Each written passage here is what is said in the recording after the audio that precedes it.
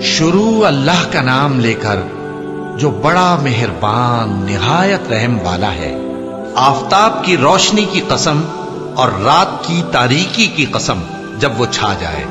اے نبی صلی اللہ علیہ وآلہ وسلم، تمہارے پروردگار نے نہ تو تم کو چھوڑ دیا اور نہ تم سے ناراض ہی ہوا، اور آخرت تمہارے لیے دنیا سے کہیں بہتر ہے، اور تمہارا پروردگار تمہیں عنقریب اتنا کچھ عطا فرمائے گا کہ تم خوش ہو جاؤ گے۔